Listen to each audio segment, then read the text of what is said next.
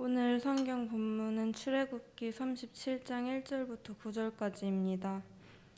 브살렐이 조각목으로 궤를 만들었으니 길이가 2규빗 반, 너비가 1규빗 반, 높이가 1규빗 반이며 순금으로 안팎을 싸고 위쪽 가장자리로 돌아가며 금테를 만들었으며 금고리 넷을 부어 만들어 네 발에 달았으니 곧 이쪽에 2고리요 저쪽에 2고리이며 조각목으로 채를 만들어 금으로 싸고 그 채를 궤 양쪽 고리에 꿰어 궤를 매게 하였으며 순금으로 속죄소를 만들었으니 길이가 2규빗 반, 너비가 1규빗 반이며 금으로 그룹 둘을 속죄소 양쪽에 쳐서 만들었으되 한 그룹은 이쪽 끝에 한 그룹은 저쪽 끝에 곧 속죄소와 한 덩이로 그 양쪽에 만들었으니 그룹들이 그 날개를 높이 펴서 그 날개로 속죄소를 덮었으며 그 얼굴은 서로 대하여 속죄소를 향하였더라.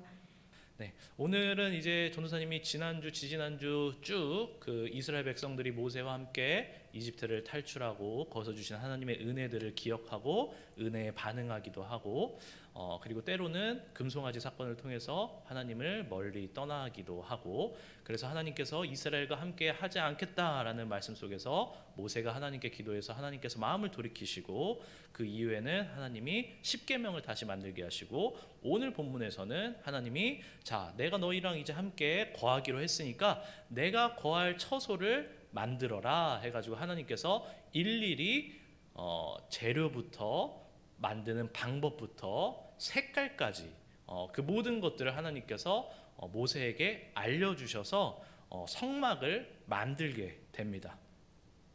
자, 근데 우리 그 목사님 설교를 들었던 것처럼 하나님께서 재료와 어떻게 만들어야 되는지에 대한 방법은 다 알려주셨는데 재료를 어떻게 수급해야 되는지에 대해서는 알려주시지 않으셨어요. 그러니까 재료는 알려주셨지만 재료를 하나님께서 직접 짠 하고 주시지는 않으셨다라는 거예요. 그래서 성경의 표현을 보면은 이스라엘 백성들이 하나님께서 이제 자신들과 함께 거한다라고 하는 말을 듣고 그거에 감동해서 하나님의 은혜에 감동에 자진해서 자기의 뭐 금부치, 그 다음에 귀걸이, 그 다음에 집에 있는 실, 가죽 이런 모든 것들을 하나님 앞에 원하는 대로 자기 마음대로 원하는 대로 하나님께 드리고 싶은 만큼 다 걷었어요. 자, 그렇게 걷은 그 당시가 한 200만 명, 200만 명 이상 정도의 이제 백성들이 있었으니까 그 200만 명들이 자진해서 걷었던 금부치가 성경에 나와 있습니다. 오늘날 단위로 환산을 하면 한 톤이에요, 한 톤. 금 1톤, 그 다음에 은 3.5톤, 그 다음에 놋이라고 하는 그 그냥 이렇게 철 같은 쇠, 그게 2.4톤. 그래서 이스라엘 백성들이 그걸 이제 다 모았더니 이제 그 정도의 규모가 모인 거죠. 그래서 그 성막을 이 금 1톤과 은 3.5톤, 놋 2.4톤, 그리고 가죽, 실, 뭐 그다음에 집에 가지고 있었던 여러 가지의 귀중품들을 모아가지고 성막을 만듭니다. 자, 성막은 성전이 아니에요. 여러분 입구에서 들어오시면서 보셨던 목사님이 직접 만들어 주신 그 성막, 그거를 이제 만든 거예요. 자, 그래서 성막을 전도사님이 사진으로 좀 준비를 해봤습니다. 자, 보여주시겠어요? 이렇게 생겼어요. 밖에 있는 저 모형이랑 똑같이 생겼죠. 보시면은 울타리, 테두리로 쳐져 있는 그 운동장 같은 곳이 어디냐면 뜰입니다. 뜰. 이나 뭐라고? 뜰. 성막 뜰이에요. 자, 그 다음에 그 안에 뭐가 있죠? 성소. 그 안에 조그만하게 성소가 있고 그 성소 안에 더 조그만하게 매우 조그만하게 뭐가 있냐면 지성소가 있어요. 그래서 이렇게 성막은 성막 뜰과 성소와 그 다음에 지성소로 되어 있다라는 것을 기억하시면서 오늘 이야기를 오늘 설교를 좀 들으시면 좋을 것 같습니다. 오늘 본문에서 먼저 브살렐이라는 사람이 조각을 해가지고 하나님의 언약궤를 만든다고 합니다. 하나님의 언약궤는 하나님의 임재를 상징해요.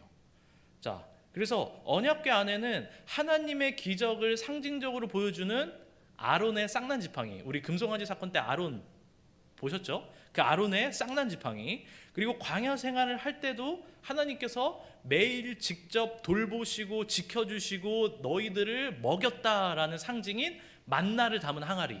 예, 만나를 담은 항아리. 그리고 마지막으로는 하나님의 명령이 직접 적힌 모세가 직접 시내산에서 하나님께 받아서 온 십계명 돌판. 이렇게 세 가지가 이 언약궤에 담아져서 보관되어 있었어요.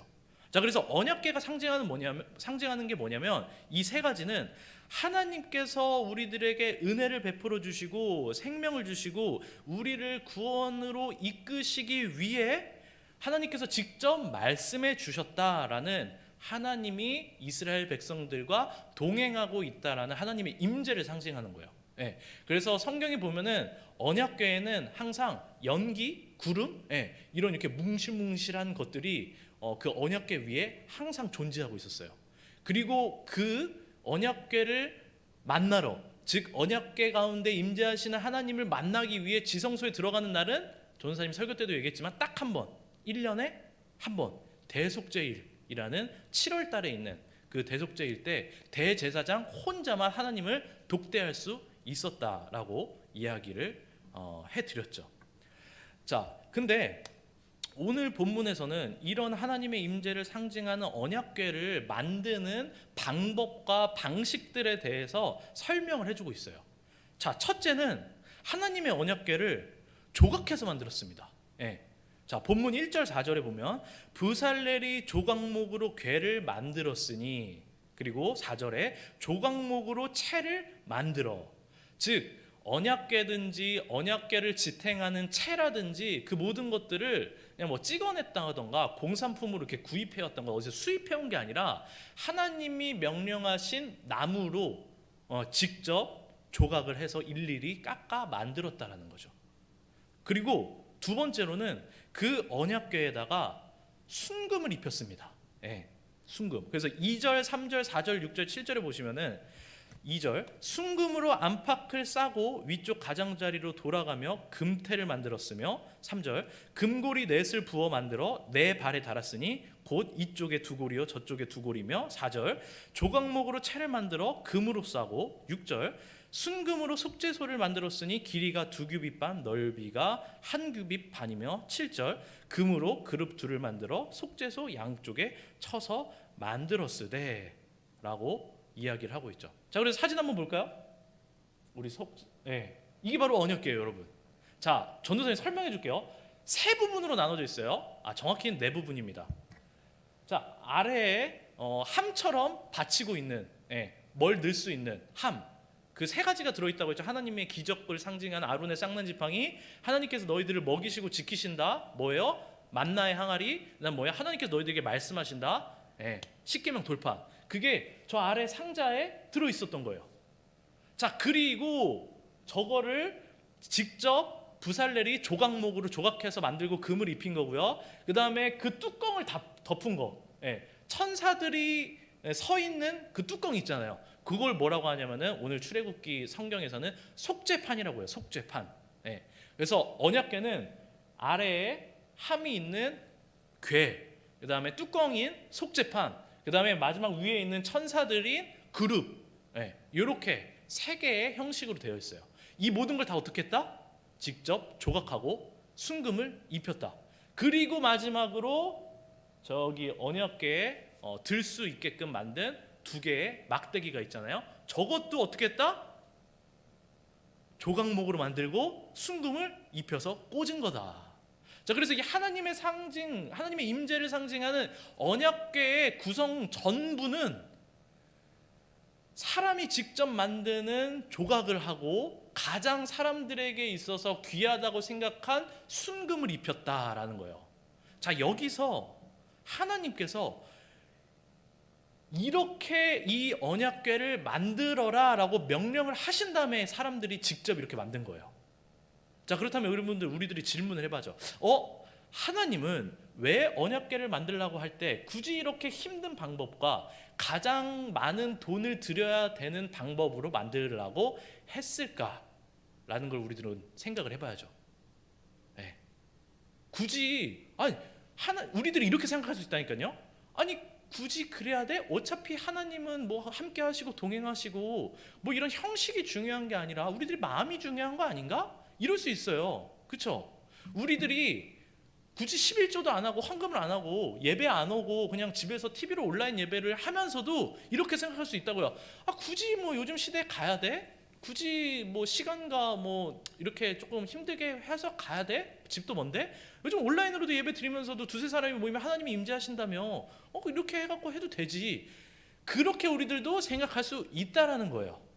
근데 하나님께서는 뭐라고 하셨냐? 아니야. 직접 너희들이 만들고 정성과 시간과 노력을 들여서 만든 다음에 거기다가 너희들이 모은 것 중에 가장 소중한 것, 뭘 모았다고 했죠? 순금, 은, 놋, 가죽, 실, 이런 것들 모았다고 했잖아요. 그 중에 제일 비싼 금으로 직접 입혀. 그렇게 말한 이유가 있다라는 거예요. 하나님을 만나는 자리, 하나님이 상징하는 자리, 하나님과 관계되고 관련된 그 모든 자리는 우리들의 최고의 정성과 최고의 노력과 최고의 시간과 최고의 예물을 통해서 너희들이 나아가라 라는 그 의미를 하나님께서 직접 알려주시는 거죠. 자, 그러면은 우리들이 여기서 이제 생각을 한번 해볼게요. 하나님이 성막과 관련된 모든 거를 만들 때 다 금으로 만들라고 했을까? 또는 다 일일이 직접 조각하라고 했을까? 어떨 것 같아요? 아닙니다. 아니에요. 자, 그래서 오늘 본문 이유부터 보면은 무슨 얘기가 나오냐면 지성소의 언약궤 말고도 성소의 물건을 정성을 다해 만드는 내용들이 나와요. 예를 들어 성막에 있는 성막이 아니죠. 성소에 있는 떡상, 떡을 올려놓는 떡상, 그 다음에 향을 피우는 분향단, 그 다음에 촛불을 놓는 우리 십자가 앞에 있는 촛불 있죠. 저런 촛불을 놓는 등잔대. 사진 한번 보여주실래요? 아니, 이거 말고요. 네, 그렇죠. 여기 이제 성막 안에 이제 모습이에요. 성막 안에. 자, 보시면은 저 정면에 엄청 큰 휘장이 지성소로 들어가는 걸 막고 있어요. 좀 너무 밝아서 잘 안 보일 수 있죠. 그리고 저기 지성소로 들어가는 휘장 바로 앞에 저 약간 강대상처럼 생긴 게 뭐냐면은 분향단이에요. 분향단. 향을 피우는. 항상 그 성막 안에, 성소 안에 향이 날 수 있도록. 그다음에 요 바로 오른쪽에 있는 흰색 몇 개가 이렇게 올라가 있죠. 그게 뭐냐면은 떡상입니다. 떡상. 이스라엘의 지파를 상징하는 떡상. 자, 그다음에 반대쪽에 왼쪽에 촛대가 있죠. 그래서 이렇게 이 모든 성막의 성소에 들어가는 떡상과 그다음에 분향단과 등잔대도 하나님께서 금으로 만들라고 하셨습니다.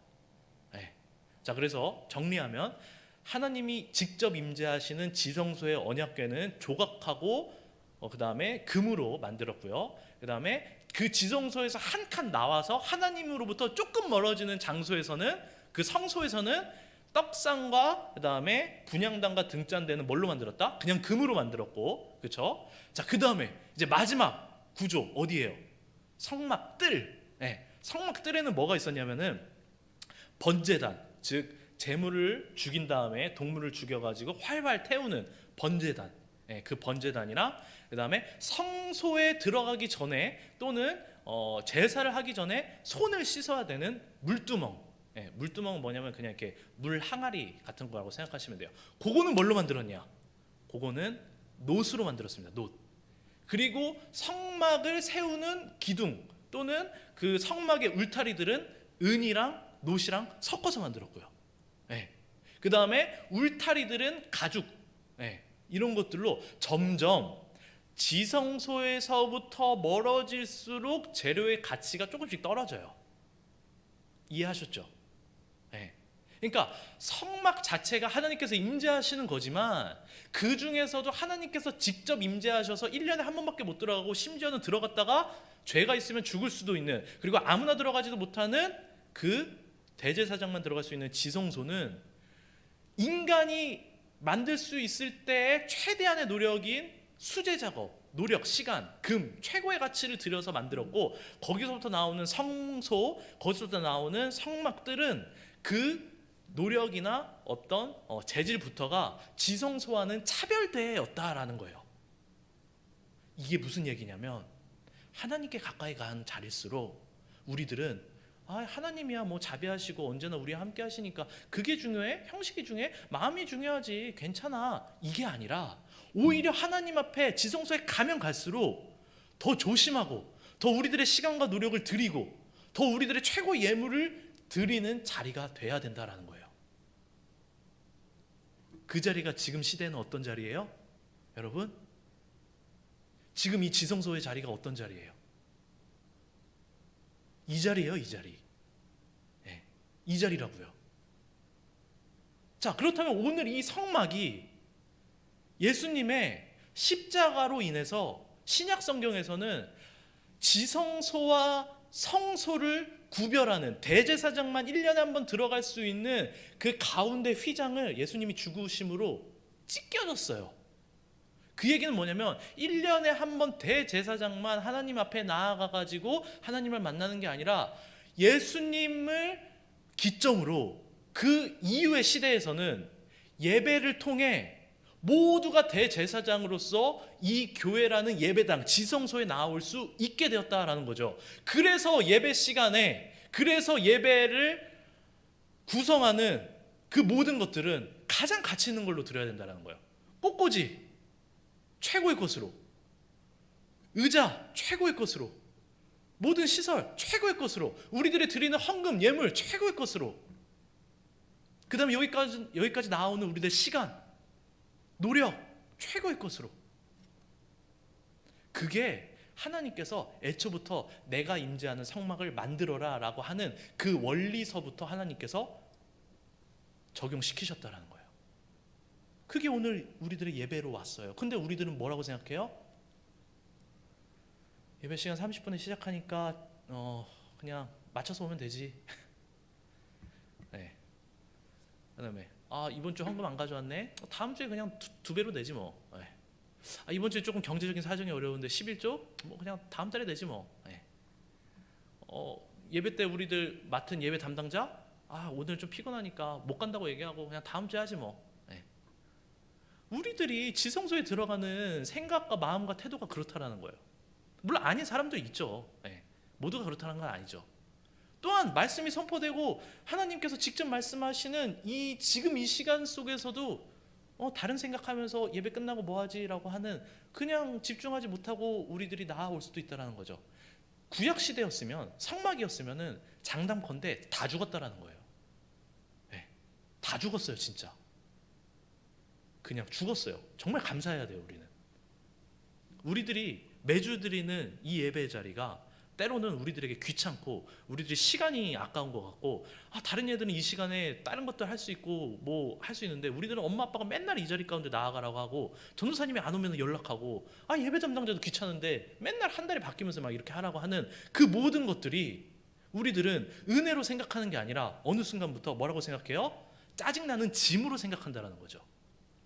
그 지성소에는 과거에 1년에 한 번만 들어갈 수 있었고 한 명만 들어갈 수 있었고 거기서 하나님과 한 명만 얘기할 수 있었고 그 누구도 하나님을 만날 수 없고 하나님께 기도할 수도 없는 그러한 자리에서 예수님으로 말미암아 모두가 심지어 예배 나아가는 태도가 좋지 않아도 다 용서해 주시고 기다려 주시고 자비하게 베풀어 주시고 사랑해 주시고 하나님을 만만하게 봐도 하나님께서는 기다려주시는 그 은혜 시간으로 바뀌었음에도 불구하고 짜증나는 거예요. 하기 싫은 거죠. 장담컨대 구약 시간이었으면 다 죽었죠.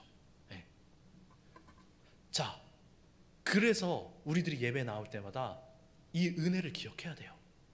이 은혜를 기억하면 기억할수록 예배 가운데 감사함으로 나아갈 수 있게 됩니다.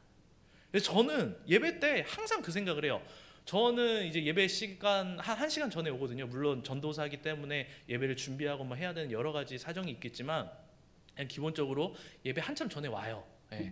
와가지고 좀 묵상하면서 기도하면서 뭐 설교문도 다시 한번 읽어보고 또 혼자 찬양 연습하면서 찬양하면서 뭐 이렇게 하나님과 그냥 단둘이 시간을 보내다가 이제 예배를 시작하는데 저는 예배를 오기 전에 항상 그 생각을 합니다. 제가 정말로 막 이렇게 자세를 가다듬고 벌벌 떨면서 어떤 사람을 만났던 적이 인생의 가장 처음에 뭐였냐면은 대학교 면접 때였어요. 예, 대학교 면접 때. 수시로 들어갔기 때문에 면접의 퍼센테이지가 중요했어요. 그때 학교 가지도 않는데 일부러 단정히 보이려고 교복 딱 이렇게 입고, 예. 그 다음에 혹시 늦으면 안 될까? 9시에 면접이 시작인데도 1시간 전에 가가지고 미리 그렇게 준비하고. 네. 저는 항상 예배 나올 때 그 생각을 해요. 하나님이 면접관보다 더 대단하신 분이고 하나님이 면접관보다 나의 인생을 책임지시는 분인데 그때 그 기억을 까먹지 않으려고 해요. 네. 그래서 전도사님은 주일날 항상 아침에 일찍 일어나서 샤워하고 옵니다. 네. 네, 샤워하고, 네, 옷 단정히 입고 뭐 빠뜨린 거 없나? 항상 그 전날부터 준비한 다음에 가방도 미리 챙겨놓고, 네, 전도사님이 항상 그렇게 와요. 물론 바쁘면 못 그럴 때도 있죠. 근데 기본적으로 우리들이 예배에 나아가는 마음가짐이 어떠한가, 그리고 내 자녀에게는 예배를 나아갈 때 부모로서 어떤 모습을 보여주고 있는가, 그리고 내 자녀에게는 예배에 나아갈 때 어떻게 나아가도록 가르치고 있는가. 예, 여기는 왜냐면은 어른들도 계시고 우리 중고 청년들도 계시기 때문에. 자, 그렇다면 여러분들이 오늘 여러분들 삶 가운데 질문을 한번 해보세요. 여러분들이 이 하나님께서 임재하는 속죄소, 이 예배 자리 가운데 나아올 때 어떤 마음과 어떤 태도와, 네, 어떤 마음으로 나오셨는지. 네. 오늘 거룩하게 준비 못하셨어도 괜찮아요. 네. 다음 주부터 우리들 잘 준비하면 됩니다. 중요한 건 오늘 이 말씀을 들으시고 단지 이 구약의 성막의 출애굽기의 이야기가 옛날 옛적의 구연 동화가 아니라 그 성막을 하나님이 예수님의 피값으로 우리 모두가 지성소에 들어갈 수 있도록 우리를 은혜를 베풀어 주셔서 이 예배라는 자리를 만들어 주셨구나. 근데 그 예배의 자리의 본질은 우리의 최고의 정성과 시간과 예물을 통해서 가까이 나아가야 되는 게 원래 하나님께서 계획하신 목적이고 우리들에게 말하고자 하시는 하나님을 만나는 태도이구나 라는 것을 꼭 기억하시길 바라겠습니다. 네. 혹여나 못 지켜도 너무 죄책감 갖지 마시고 낙담하지 마시고 하나님이 죽이지 않으시니까요. 그럼에도 불구하고 이 설교를 듣고 이 말씀을 들은 여러분들이 마음에 조금이나마 감동을 받으셔서 이전에는 예배 시간에 딱 맞춰 오셨다면 5분 정도 일찍 오셔서 기도로 준비하시면 좋을 것 같고요. 헌금이나 11조 이런 것들에 있어서 불규칙하고 그냥 내 마음대로 했었다고 한다면 조금 더 그런 것들을 정돈하시면 좋을 것 같고, 특별히 예배를 담당자를 맡았거나 예배에 관련돼서 맡은 직분들이 있다고 한다면 그 직분들을 정말 하나님 앞에 내가 한다라는 생각을 가지고 그에 합당한 모습으로 나아가는 조금씩 변화된 모습, 그 모습을 하나님께서 충분히 기뻐하실 거라고 믿습니다. 저도 그랬거든요. 네. 그래서 최고의 정성과 최고의 시간과 최고의 예물로 하나님의 예배 가운데 나아가는 여러분들이 되시기를 간절히 바라겠습니다.